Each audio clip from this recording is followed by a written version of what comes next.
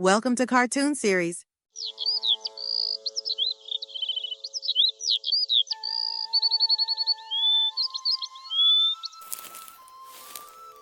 ग्राम आनंदपुर के कोने में दो युवक तेजी से चलते हुए बातें कर रहे थे। रघु, अरे सौम्या, तुम अब तक तैयार नहीं हुए। आज तो वही दिन है जिसका हमें बेसब्री से इंतजार था। सौम्या, हाँ, मैं राजमहल की ओर ही जा रहा हूँ। चलो, मैं भी तुम्हारे साथ चलता हूँ। सारे काम निपटा लिए हैं।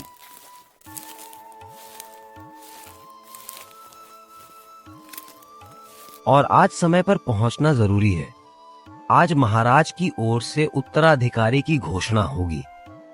लेकिन देखना ये है कि महाराज विक्रमसेन क्या फैसला लेते हैं। उनका बड़ा बेटा अरविंद तो नालायक है। सही कहा, एक नंबर का आलसी और अय्याश है। अगर वही राजा बन गया तो समझो बुरे दिन शुरू। पर हो सकता है कि महाराज अपने छोटे बेटे नरेश को गद्दी सौंपें। वो बहुत समझदार है। चलो देखा जाएगा, अब जल्दी करो।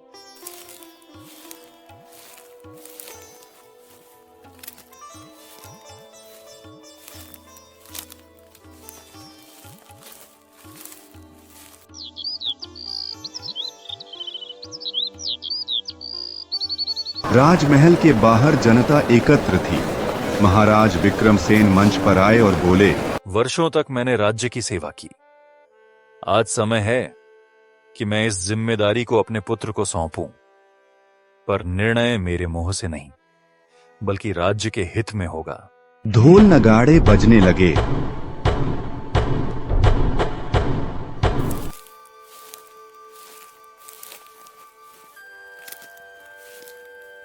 दोनों राजकुमारों ने पिता को प्रणाम किया। राजा ने नरेश के सिर पर मुकुट रखा। सारा राज्य खुशी से झूम उठा। अरविंद चुपचाप सभा छोड़कर चला गया।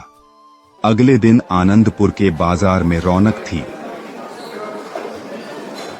एक महिला बोली, क्या सजा है, आज तो बाजार महल जैसा लग रहा है। दूसरे महिला बोली, और क्यों ना हो, हमारे नए राजा नरेश को बिरयानी बहुत पसंद है। अब राज्य भर में नरेश की पसंद बिरयानी हर जगह बनने लगी।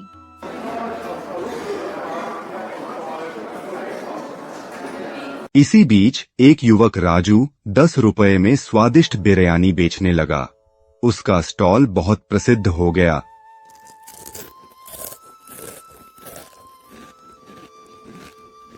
एक ग्राहक, राजू, 5 प्लेट पैक कर दो, बहुत स्वादिष्ट बना रहे हो। भीड़ बढ़ती गई। राजू का स्टॉल सबसे लोकप्रिय हो गया।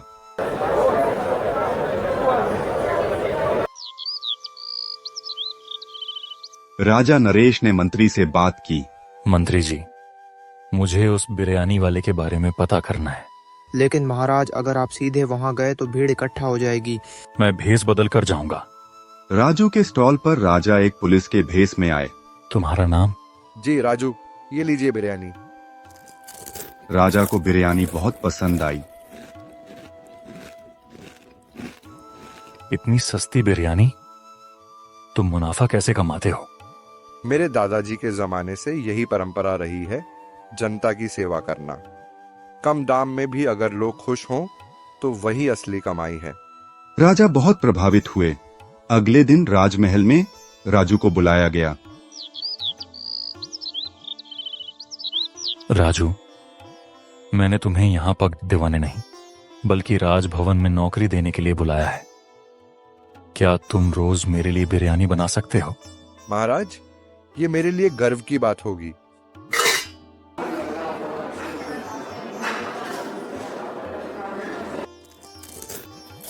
लेकिन कुछ रातों बाद राजमहल के बाग में राजू किसी को काली शॉल में कुछ कागज सौंप रहा था। राजू फुसफुसाते हुए, अभी जाओ, समय आने पर बात करूंगा। किसी ने ये सब देख लिया। अगले दिन राजू ने फिर से राजा नरेश को बिरयानी परोसी। महाराज, बिरयानी मत खाइए। क्या हुआ? इस बिरयानी में नशीला पदार्थ मिला है, देखिए। क्या? सैनिकों, राजू को गिरफ्तार करो। राजू चौंक गया। नहीं, मैं निर्दोष हूँ। मैंने कुछ नहीं मिलाया, ये साजिश है। अगर तुम निर्दोष हो तो यही बिरयानी खाओ और साबित करो। राजू कांपते हुए बिरयानी खाने लगा। राजू कांपते हुए बिरयानी का पहला कौर मुंह में डालता है। चारों ओर सन्नाटा छा जाता है। सबकी निगाहें उस पर टिकी होती हैं। राजू एक कौर, फिर दूसरा, तीसरा, कुछ नहीं होता। ये कैसे हो सकता है? मंत्री जी, आपने जो डिब्बा दिखाया वो तो रसोई में था। क्या आपने इसे राजू के हाथ में देखा? मैंने नहीं, पर किसी ने सूचना दी थी। सैनिकों, पूरे महल की रसोई की तलाशी लो और यह पता करो कि सूचना किसने दी थी।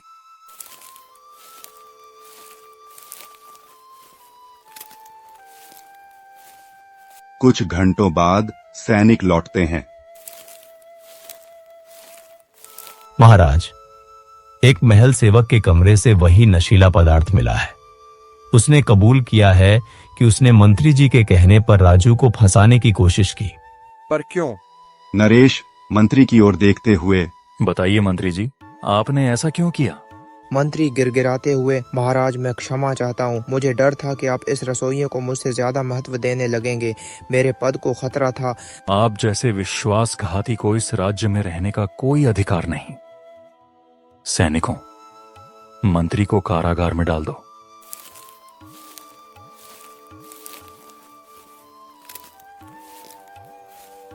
कुछ दिनों बाद आनंदपुर में उत्सव का माहौल है। राजमहल में एक नई घोषणा होती है। आज से राजू को इस महल का प्रधान रसोइया नियुक्त किया जाता है और साथ ही उसे राज सेवा भूषण से सम्मानित किया जाता है। महाराज, मैं आपके इस सम्मान के योग्य नहीं। मैं बस अपने दादाजी की परंपरा निभा रहा था। यही तो तुम्हें योग्य बनाता है राजू। राजमहल की रसोई में अब खुशबू फैली रहती है। राजू न केवल भोजन बनाता है, बल्कि गरीबों को भी रोज महल के बाहर भोजन बांटता है। प्रजा, ऐसा राजा और ऐसा रसोइया हो तो राज्य में कभी भूख नहीं लगेगी। अंतिम दृश्य, राजा नरेश अपने पिता महाराज विक्रमसेन के साथ बगीचे में बैठे हैं। बेटा, तुमने मेरी उम्मीद से कहीं बेहतर निर्णय लिए हैं। तुम्हारा राजधर्म अनुकरणीय है। धन्यवाद पिताजी। पर असली पाठ तो मुझे एक साधारण रसोइये ने सिखाया, सच्चाई, सेवा और नम्रता का।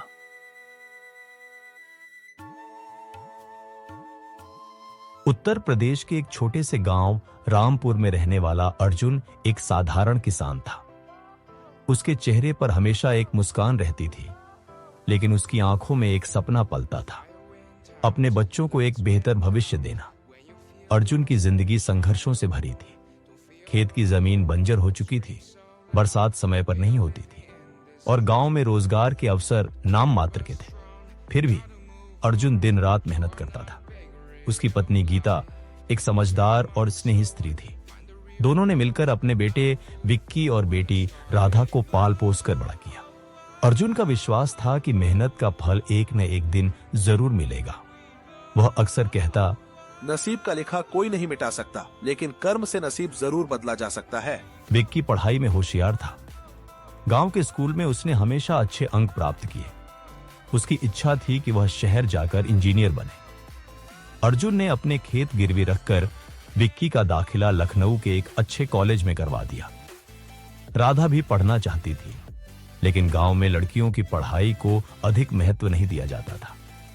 अर्जुन ने समाज की परवाह किए बिना राधा को इंटर तक पढ़ाया और फिर सिलाई कढ़ाई का काम सिखाया।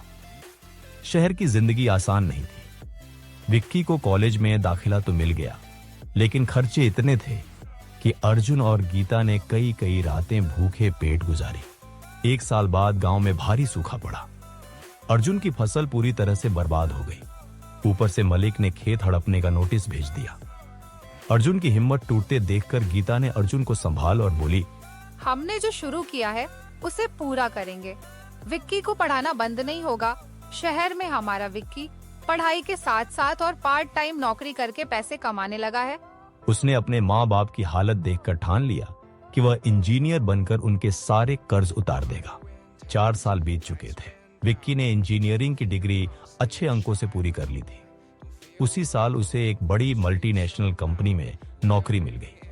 ये खबर जैसे ही अर्जुन और गीता को मिली, उनकी आंखों से आंसू बह निकले, खुशी के आंसू। पहली तनख्वाह मिलने पर विक्की ने सबसे पहले गांव आकर अपने माता पिता के पैर छुए और कहा, आपकी तपस्या का फल है माँ बाबा। अब आपकी हर परेशानी मेरी जिम्मेदारी है। उसने खेत का सारा कर्ज चुका दिया और फिर से खेत में काम शुरू करवाया। उसने गांव के स्कूल को भी चंदा दिया ताकि अन्य बच्चों को भी पढ़ाई का अवसर मिल सके। राधा ने भी हिम्मत नहीं हारी। वह अपने भाई की तरह पढ़ना चाहती थी। उसने सिलाई कढ़ाई के साथ साथ पत्राचार से स्नातक की डिग्री ली। एक दिन उसने गांव में महिलाओं के लिए प्रशिक्षण केंद्र खोलने का प्रस्ताव रखा। अर्जुन और गीता ने उसका पूरा साथ दिया। विक्की ने वित्तीय सहायता दी और गांव की अन्य महिलाएं भी जुड़ने लगी। राधा का केंद्र अब गांव में आत्मनिर्भरता की मिसाल बन गया।